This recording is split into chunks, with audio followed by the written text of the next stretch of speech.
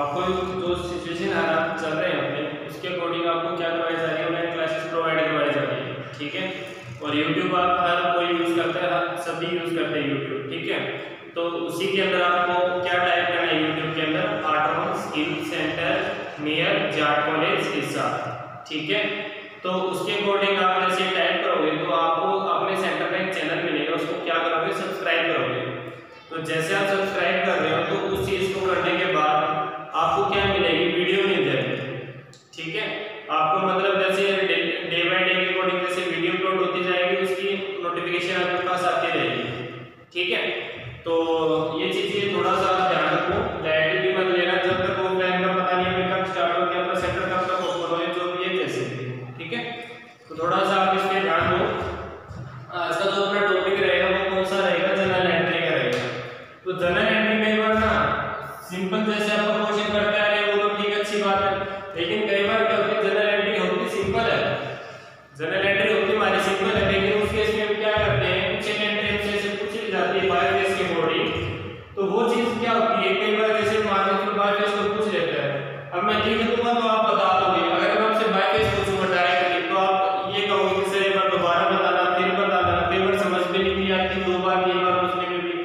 तो इतना नहीं होना चाहिए, क्योंकि जब भी आप कहीं भी जाते हो अकाउंट के लिए, अकाउंटेंट के लिए, कहीं जॉब के लिए जाते हो, तो आप आपसे एक क्वेरी करेगा जनरल एंट्री की, परचेज की एंट्री, सेल्स की, कॉन्ट्रैक्ट की, जनरल की क्यों यूज होती है, किस सिचुएशन में यूज होती है, क्या कंडीशन अप्लाई होती है, तो वो सारी चीजें हमें बतानी पड़ती है इसमें, ठीक है। तो आज आपको वही डिस्कस करने जा रहे हैं। मैं जनरल एंट्री पूछना चाह रहा हूँ आप सबसे, जैसे हमारे पास क्या 3 कैंडिडेट है, ठीक है। ये पहले भी पूछी थी मैंने, चीजों थोड़ा सा ना कई बार जैसे थोड़ा सा टाइम भी निकल चुका था, तो थोड़ी चीजें आपकी रिपीट हो जाएगी, अच्छा रहेगा। जैसे जैसे उसके अकॉर्डिंग आपको से प्रोवाइड होते जाएंगे डे बाय डे के अकॉर्डिंग, ठीक है। सिलेबस थोड़ा सा फीडबैक में जाके आपकी कवर होने के बाद न्यू सिलेबस भी आता रहेगा इसमें, ठीक है। अब जैसे हमारे पास 3 कैंडिडेट है, ये कैंडिडेट परचेज कर रहे हैं, ये कैंडिडेट क्या कर रहा है, सेल कर रहा है। मतलब इस ये जो ए कैंडिडेट है इसने परचेज किससे किया, बी ने, तो बी उसको क्या करेगा, सेल करेगा। तो जो बंदा जिससे परचेज करता है पेमेंट तो उसको करनी होती है, बट इस बंदे ने पेमेंट नहीं की, पेमेंट किसने कर दी, उसकी सी ने पेमेंट कर दी। पेमेंट करी किसको, बी को पेमेंट की है, तो उसी के अकॉर्डिंग अपने को क्या बनानी है, जनरल एंट्री बनानी है, ठीक है। तो हर एक अकाउंट में क्या क्या एंट्री बनाएंगे, ए के अकाउंट में क्या एंट्री बनेगी, बी के अकाउंट में एंट्री क्या बनेगी, सी के अकाउंट में एंट्री क्या बनेगी।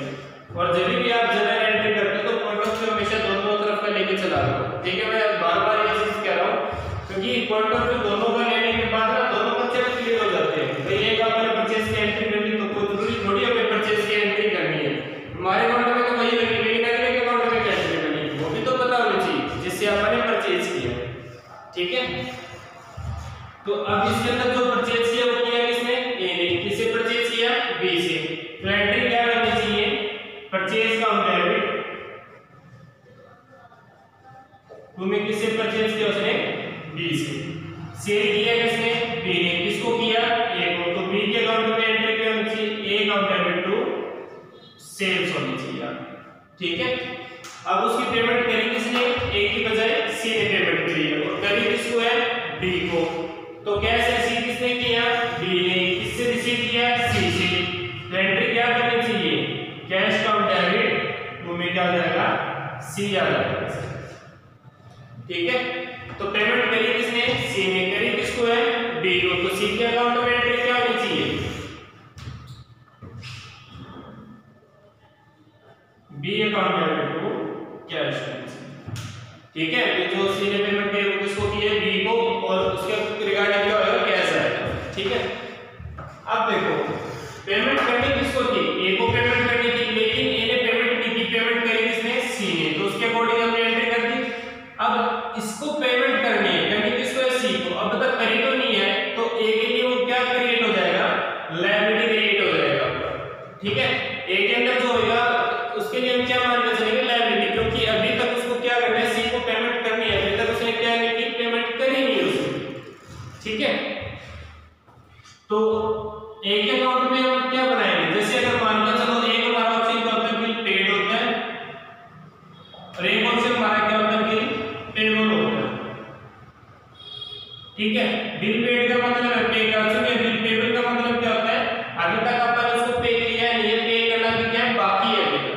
ठीक है।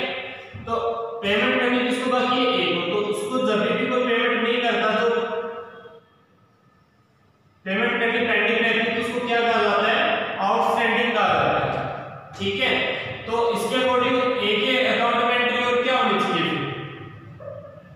ए को पेमेंट करनी है, वो करनी किसको है? सी को करनी है। अब तक करी तो नहीं है, तो एंट्री क्या बनेगी फिर? C account debit to outstanding cash, मतलब अभी तक उसकी पेमेंट करनी पेंडिंग है। ठीक है।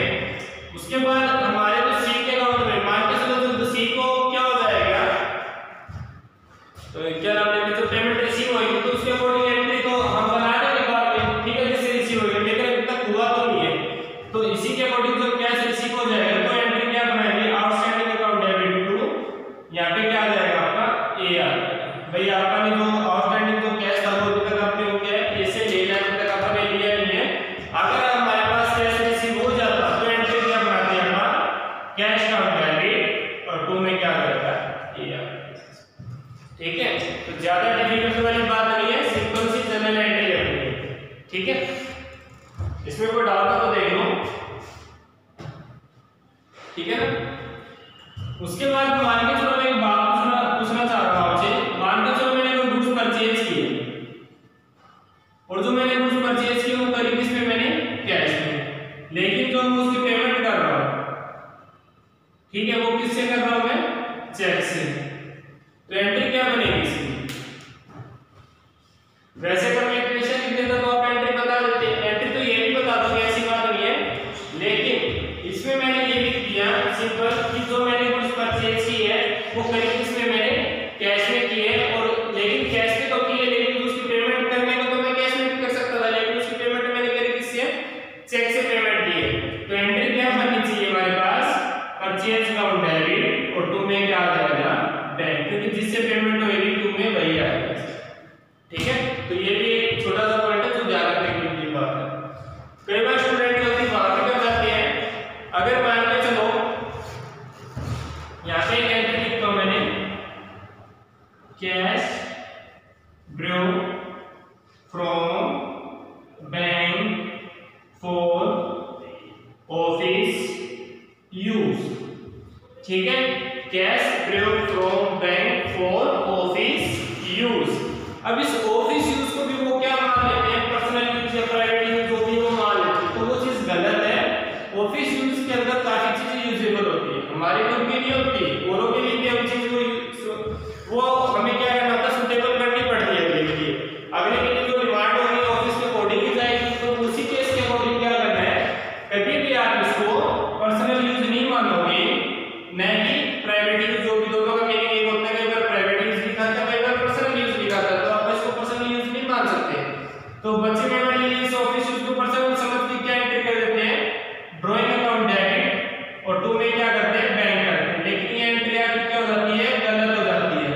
सिंपल एंट्री हमारी क्या बनेगी? कैश हमें विथड्रॉ किया है बैंक से, किस चीज के लिए? ऑफिस यूज के लिए। तो एंट्री हमारी क्या बनती है? कैश अकाउंट डेबिट, टू में क्या आएगा? अपना बैंक आएगा। ठीक है। एक बार इसको करो, फिर मैं रब करता हूं, एक दो एंट्री और मैं करवाता हूं।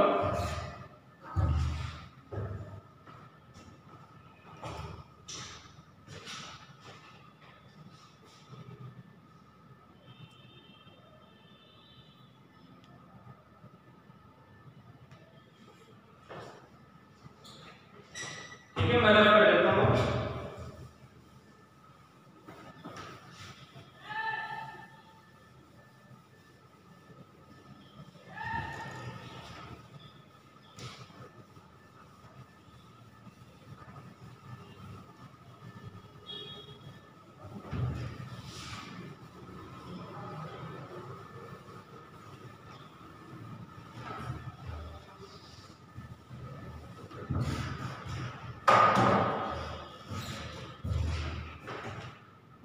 ये भी एंट्री मैंने आपको दी हुई होगी।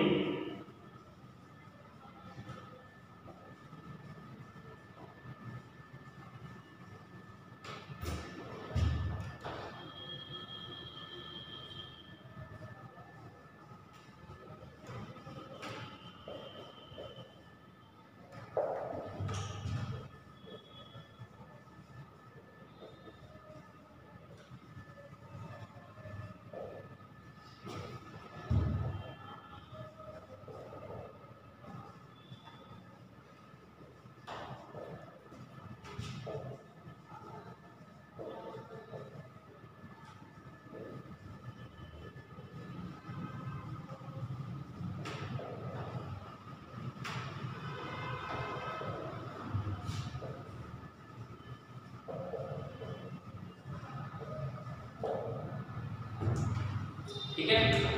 अब इसमें क्या कह रहा है, जो हमने कुछ सेल्स की है वो किसको की है, अपने रवि को सेल्स की है, कितने की 10,000 की। उसमें से हमें क्या करना है, जो ट्रेड डिस्काउंट है वो कितना हमारा 20% है, और जो डिस्काउंट है वो हमारा कितना है 8% है, ठीक है।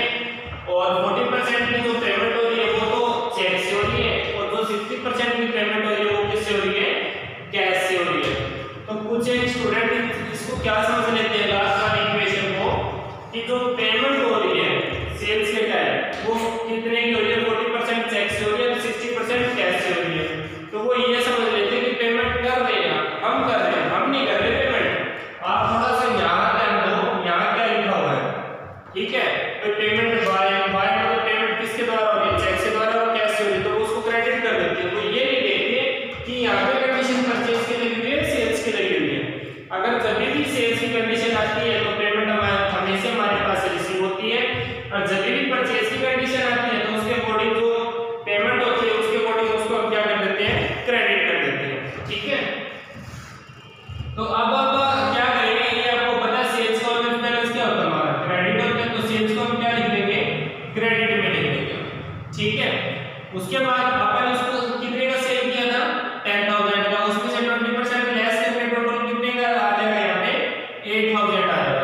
ट्रेड डिस्काउंट कभी भी एंट्री के अंदर शो नहीं किया जाता, जो ये हमारे पास अमाउंट होती है उस अमाउंट का 20% आपका क्या कर देते हैं, माइनस कर देते हैं, और माइनस करने के बाद यहाँ पे कितना आएगा आपके पास 8,000 आएगा, ठीक है।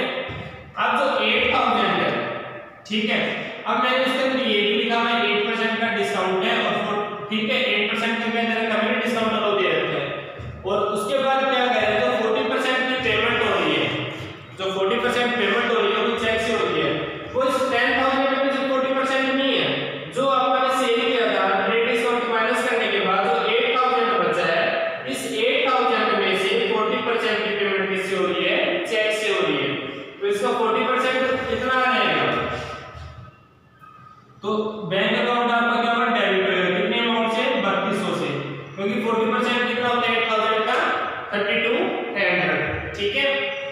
अब वो क्या कह रहा है कि जो पेमेंट हो रही है 60% वो किससे हो रही है, कैश से, तो वो भी इसी अमाउंट में से होएगा, ठीक है, क्योंकि 60 और 40 100% तो 8,000 बनती है। अब कैश से कितने कर रहा है वो 60%, तो 60% कितना हो जाएगा इसमें से 8,000 का हम क्या करेंगे 60% कर देंगे, तो 60% कितना होएगा आपका 4800 होएगा, ठीक है। तो 4800 में यहाँ लिख सकता हूँ, लेकिन मैंने आपको बताया एक चीज और बोली हुई है इसके अंदर, 8% का हमें क्या करना है, डिस्काउंट लो, तो इसी का हम क्या कर लेंगे 8% और निकाल लेंगे, क्योंकि जब उसने पेमेंट कर रहा था तो आपा ने जब रवि को सेल किया था और रवि अपने को पेमेंट कर रहा था, तो आपा ने इसी को उतनी अमाउंट की जो कैश की अमाउंट थी उसके ऊपर मैंने क्या दे दिया, उसको 8% का डिस्काउंट दे दिया। तो 8% कितना आएगा इसका निकाल लो, ठीक है 384। तो अपने पास जो कैश आना था वो कितना आना था ये, लेकिन उसमें से अपन इसको इतना डिस्काउंट देने के बाद कितना क्या रहेगा हमारे पास, तो कैश जो आएगा वो कितनी अमाउंट आएगी हमारे पास ये वाली, और जो आपने डिस्काउंट दिया है अगले को सेल्स के टाइम वो क्या होता है अलाउ होता है, अलाउ होएगा तो क्या है डेबिट होएगा, क्योंकि हम अगले को डिस्काउंट दे रहे हैं तो वो हमारा एक्सपेंस है। और कितना डिस्काउंट दिया आपने 384, तो इक्वेशन के अकॉर्डिंग हमारा जनरल एंट्री ये बनेगी, ठीक है। तो थोड़ा सा इस चीज को ध्यान में रखो अच्छे से, ठीक है ना। बताओ इसमें कोई डाउट हो, फिर नेक्स्ट एंट्री करते हैं।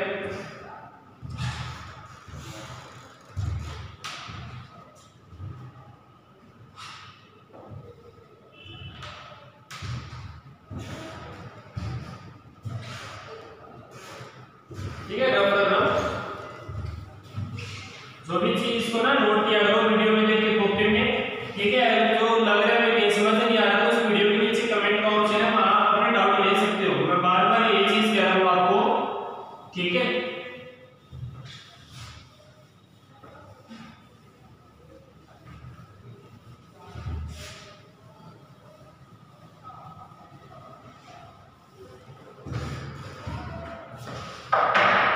उसके बाद मैं क्या और इसमें आपसे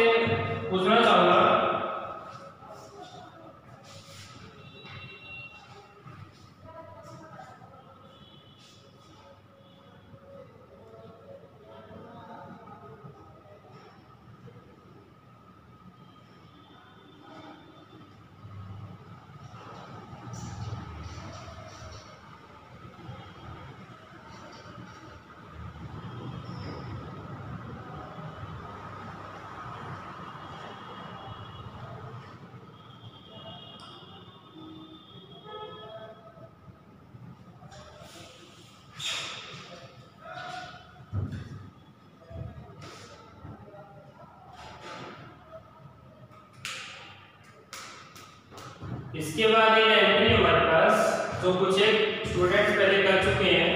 कई बार क्या होता है, जैसे मैं एंट्री पूछता हूं ना, कोई बच्चा बीकॉम से होता है या एमकॉम से होता है, जो भी है जैसे भी है, ठीक है, वो क्या करता है सर आती है हमें एंट्री, लेकिन कई बार क्या होता है अब तो कॉन्सेप्ट ना भूल जाते हैं, ठीक है। तो ऐसा नहीं होना चाहिए कि हमें सब कुछ आता है, आता में भी नहीं है सब कुछ, ठीक है। तो ऐसी बात कभी भी नहीं होनी चाहिए कि हमें सब कुछ आता है। कई बार वो चीज अगर आपको नहीं आती ना तो वो चीज मजाक बन जाती है, ठीक है। तो जो करवाया जाता है वो चीज करते जाओ, अगर आपको आती है तो अच्छी बात है, रिवाइज हो रहा है, इससे कोई दिक्कत वाली बात नहीं, ठीक है।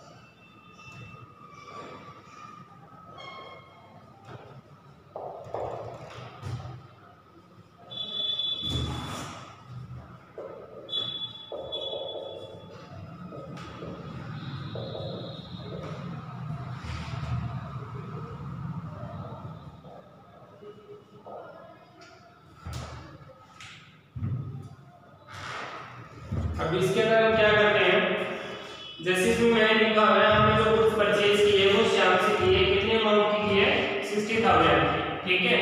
और इसमें 15% का क्या ट्रेड डिस्काउंट है। उसके बाद ट्रेड डिस्काउंट होने के बाद 2% का क्या लिखा हुआ है, कैश डिस्काउंट लिखा हुआ है। और उसके बाद क्या करें, and paid 40% price at the same time, ठीक है। तो अब इसका कहने का मतलब क्या है कि जो आपने कुछ परचेज की थी वो कितने की हमने 60,000 की, उसमें से हम जब माइनस कर देंगे 15%, तो 60,000 का 50% कितना होता है 9,000 होता है, ठीक है। तो एंट्री हमारी क्या बनेगी, परचेज का मतलब आपका क्या होगा, डेबिट होएगा कितने से 51,000 से, क्योंकि इसका जो वैल्यू बनती है वो कितनी बनती है 9,000, तो 60 में से 9 है तो परचेज लास्ट कितना बचा हमारे पास 51। अब वो क्या कह रहे हैं 2% का क्या डिस्काउंट है, तो थोड़ा सा ये है कि 51 जो 51,000 है उसके ऊपर 2% का नहीं है, क्योंकि जब तक आप पेमेंट नहीं करोगे तब तक आपको कौन डिस्काउंट देगा, जब तक आप पेमेंट ही नहीं करोगे तब तक आपको कौन डिस्काउंट देगा, ठीक है। तो इस वो क्या कह रहा है, जब उसने परचेज किया था 51 का तो उसी टाइम उसने क्या कर दिया 40% की पेमेंट कर चुका है एट द सेम टाइम, जब उसने 51 का परचेज किया था। तो जो हमारा 51 है उसका हम क्या करेंगे 40% निकाल लेंगे, तो 40% हमारा कितना होएगा 20,400, मतलब इसने 40% पेमेंट की है कितने में से 51 में से, कितनी परसेंट नहीं की 60 नहीं की, किसको नहीं की श्याम को नहीं की। तो हम एक और एंट्री बना सकते हैं इसके अंदर, 2 में क्या लिख सकते हैं श्याम, ठीक है।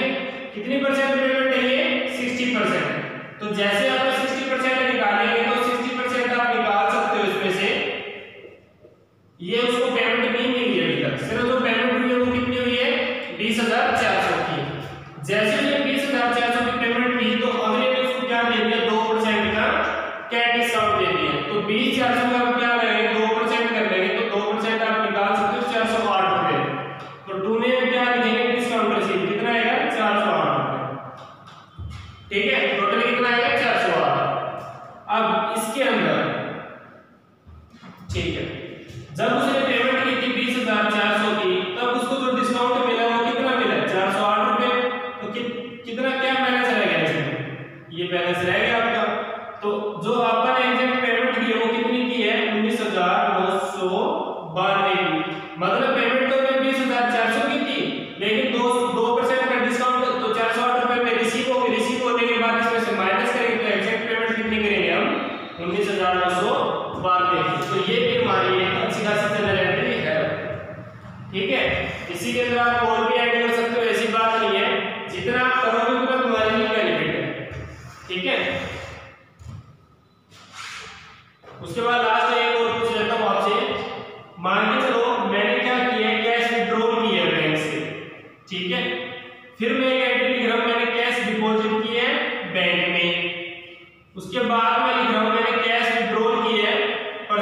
के लिए।